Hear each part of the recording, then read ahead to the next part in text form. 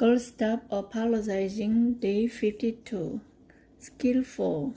Effectiveness. When I'm on deadline for a book, like right now, I spend huge chunks of my typical workday away from my team, so I can work without being disturbed. On this particular day, I am sitting at one of those long communal wooden tables that seem to be required furniture in any respectable hipster eatery. I like sitting at the communal table because I can always find someone to watch my stuff while I go to the bathroom for the 87th time this hour. The only drawback is the constant stream of people who come and go from the chairs around me, making the energy shift and change with each new addition. The first girl who sat down today was here to work on homework. I know this because her textbook was open and she had a worksheet in front of her. She tackled it like this. She read a little bit from the book. Then she looked at her Instagram for a while.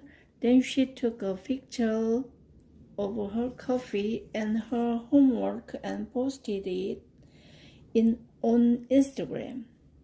It took her another half hour to find just the right filter on VSCO. After that, she focused in on the work again. She was doodling in the margin a second later. Then it was more scrolling and some Googling, and a while later, she packed up to go. Not one single thing filled out on the worksheet she came to do. The next person who sat beside me was a bro. He was here with another bro. I actually like these kinds of dudes a lot. They're in their later 20s, full of energy and enthusiasm, and they quote Gary Vee like it's a gospel. I get it. I mean, Gary Vaynerchuk is my preacher too. In a nerdy sort of way, I was happy they were beside me. They had fancy laptops and yellow notepads, and they were brainstorming and ready to begin their work. After their initial chat, they proceeded to spend 2 hours, I swear on my unsweetened chai tea, scrolling Instagram as well. The irony that was fully lost on them was that they were scrolling their favorite entrepreneur feeds, showing each other quotes about perseverance and hustle, all the while oblivious to the time they were wasting. I always feel so bad when I observe this happening to the dreamers around me. It's too easy to fall into time wasters and busy work that get you nowhere closer to your goal. I used to do this all the time when I was a young author. Back then, I had a really bad habit of rereading what I had written over and over and over. I would sit down to write for an hour and spend 45 minutes reading what I'd already written and inevitably editing as I went along. For months, I couldn't figure out why I wasn't making any real, tangible progress toward getting to my final word count. I wasn't getting anywhere because I wasn't actually doing any new work. I was just like the bros sitting next to me at the coffee shop.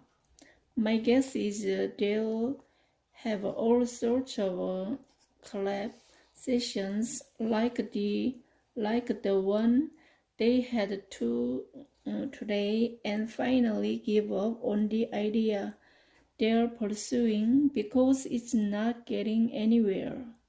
If they're anything like I was, they won't even realize that it's not the idea's fault. Then nothing happened. It's their own. Have you ever worked on a goal, putting in all kinds of hours and not made any tangible progress?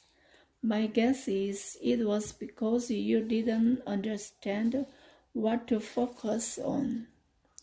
You thought what you needed was the time to pursue your dream, when really what you needed was to use the time you do have in an impactful way. To help you not fall into the trap of distraction disguised as productivity, here's every single thing I can think of that I've taught myself over the last decade to be not just productive but highly productive. 1. Replace your to-do list with a results list. Remember in the last chapter when I talked about creating your roadmap? I mean, of course you do. That was like 5 minutes ago.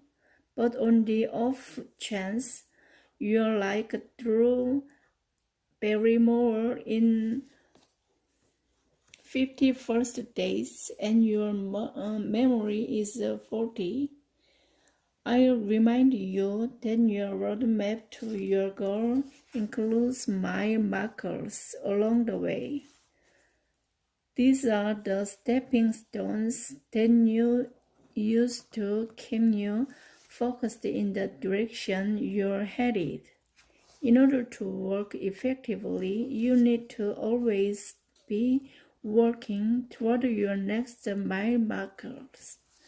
The problem is like those guys at the coffee shop or me in my early days of writing, it can often feel like you're working toward your next mile marker when really you're just making wider and wider circle around your current location. So, to counteract this tendency, when you sit down to work from now until forever, I want you to start making to-do lists. The average woman's to-do list is approximately 319 items long, which means you're never going to get through it anyway.